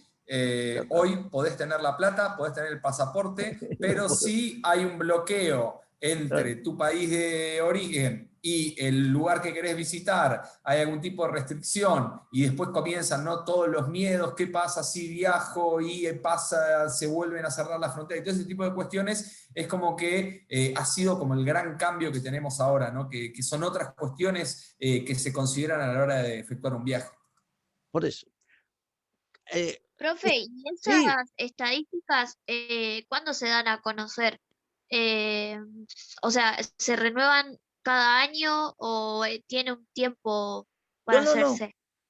a ver, todos los datos la OMT los genera, generalmente publica el barómetro, ustedes lo van a ver en los textos, se publica el barómetro de la OMT o algunas otras publicaciones donde dan a conocer las estimaciones que se hacen y los datos concretos, las dos cosas. Pero esto tiene una periodicidad, si mal no recuerdo, trimestral. Hay datos que surgen en forma trimestral, ¿sí? Es el sitio de la Claro, Organización Mundial del Turismo, ¿sí? ahí, Ahí es donde pueden encontrar estadística referente a todo esto, ¿sí? excelente. Y bueno, para cerrar, simplemente, como siempre, ¿dónde está ocurriendo lo poco que está ocurriendo? Turismo repetitivo, turismo independiente, la relevancia de la importancia de el manejo del turismo interno dentro del país, la relevancia de las ventajas competitivas, como le marcaba la otra comisión. El concepto de ventaja competitiva tiene que ver con haberle aportado un factor diferencial a algo que hacemos bien y que lo podemos mantener a lo largo del tiempo.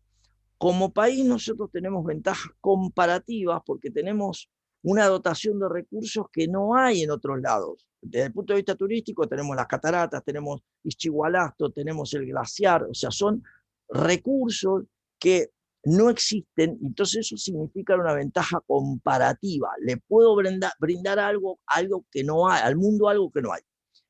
Una ventaja competitiva surge cuando a eso, a su vez, lo puedo dotar de factores diferenciales que hacen que le interese al mundo y esa diferencia se mantenga en el tiempo. Ese es un concepto competitivo. Nosotros, de alguna manera, tenemos algunas ventajas competitivas, tenemos más ventajas comparativas que competitivas, pero todos aquellos que tengan un factor diferencial son los que van a lograr colocar mejor su producto en el mundo. Bueno, nada. Es raro, porque en Argentina tenemos todo tenemos. Tenemos el calor, tenemos la playa, tenemos el norte allá, tenemos el desierto, tenemos la nieve, y bueno, muy pocos turistas vienen de otros países.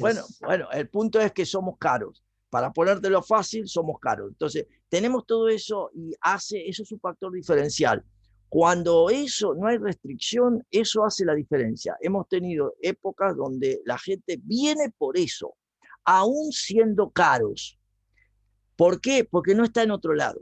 Y ese es el punto en que no hemos sabido desarrollar suficientemente para que siguieran viniendo aún siendo caros, haciendo notar esa estricta diferencia de una ventaja comparativa y algo diferencial. Bueno, para cerrar, piensen ustedes que cuando tengan 30 años más, o sea, en el 2050, el grueso de la población, más de 2.000 millones de habitantes, van a ser mayores de 60 años, o sea, va a ser el sector, digamos, la edad, los adultos mayores, ya no se habla de tercera edad, son los adultos mayores.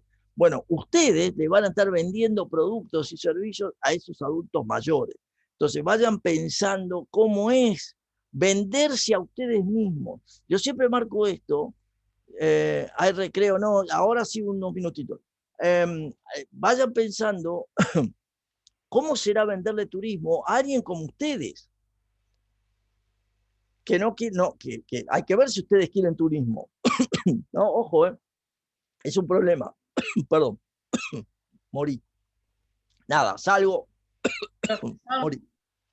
Ahí te salgo. Anda tranquilo, Eduardo. No, un poco lo sigo. Ahí está la explicación de todo lo que tiene que ver con los rangos etarios para cada uno de los países, de las diferentes regiones establecidas, y justamente se repite, ¿no? Lo que comentaba Eduardo. Fíjense la característica que tiene, por ejemplo, Latinoamérica, con una población mucho más joven, y el caso de Europa, por ejemplo, donde vemos una edad, fíjense, por ejemplo, el caso de Alemania, ¿sí? una edad media de 46 años, estamos hablando, ¿sí? Y fíjense lo que es Centroamérica y el Caribe, donde parece haber una población ya mucho más joven, con la región, lo que sería el norte de las Américas, es decir, Canadá, Estados Unidos y lo que sería México, bueno, que México se asemeja más a lo que es Centroamérica y el Caribe, y el caso de Estados Unidos y Canadá, que se asemeja más a todo lo que tiene que ver con Europa, ¿sí? ¿Estás vivo, Eduardo? Sí, sí, estoy vivo. Verónica, Me dijeron no sé, COVID ahí, no, COVID no. cierro. Me preguntaba si estaba vivo, para. Lo que le iba a preguntar es que nosotros, que no tenemos tanto turismo que venga, ¿solamente puede ser que sea por el tipo de cambio que es desfavorable? ¿O quizás también el nivel de los servicios que tenemos y la política que tenemos en cuanto al turismo? Que por ahí nos ofrecen, digamos, publicidad o algún otro particularmente tipo. tenemos dos problemas. Pero el problema básico es que es muy cambiante nuestra, digamos, nuestra relación de tipo de cambio, y eso es un factor clave, pero a su vez nosotros tenemos factores diferenciales por los cuales el turista quiere venir porque no está en el mundo. El punto es que los servicios que están asociados no son de calidad mundial. Entonces, Claro, eso es lo que no son de calidad mundial, y costos que son excesivos. Entonces, servicios no de calidad mundial, costos excesivos, vuelve complejo el hecho de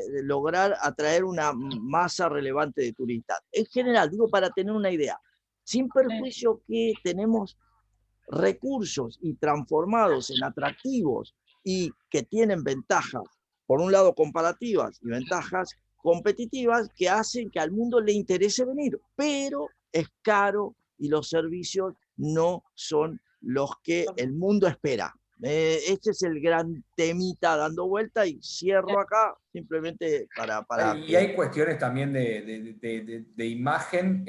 Hay una realidad que, a diferencia de lo que nosotros quizás creemos, a nivel de destino turístico, Argentina es considerado un país seguro, ¿sí? O sea que también a veces es una de las cuestiones que se pone en la balanza. En la balanza. Y después la forma en la cual se comunica, ¿no? O sea, cuánto trabajo se hace en marketing, dónde, cómo se hace. Si yo pregunto rápidamente en el chat, ¿cuál es más larga, la ruta 66 o la ruta 40 en Argentina? Obviamente que ya me van a responder todo la correcta, porque es lo que les va a llamar la atención, ¿no? Pero es más mítica la ruta 66 que la ruta 40. Por hacer un comentario así, ¿no? Todo el mundo va al Cañón de Colorado, pero quizás nadie conoce Talampaya, Chigualasto, y tenemos también cuestiones como esas, ¿no? Y mismo nosotros como argentinos, si nos ponemos a contemplar cuestiones, ¿cuántos preferimos el turismo interno por sobre el turismo internacional? ¿Cuántos preferimos ir a el Cañón del Colorado versus ir a Talampaya o Chigualasto? Y yo les digo, conociendo a ambos, que como destino no tiene envidia alguna. Así como les puedo decir que Notre Dame como catedral, desde mi punto de vista, la Catedral de La Plata es hasta superior, te diría. Quizá la vista no es la misma, pero como edificio realmente me parece superior. Cierro, este es real. De hecho, las dos son neogóticos, pero bueno, ya Notre Dame hay que reconstruirla. Ya le ganamos. Pobrecito. Ya le ganamos.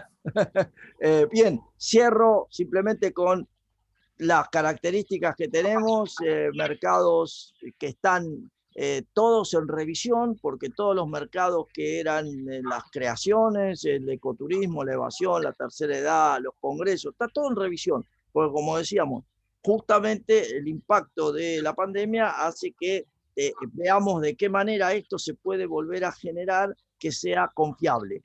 No que no se va a generar, sino de qué manera se puede generar que sea confiable.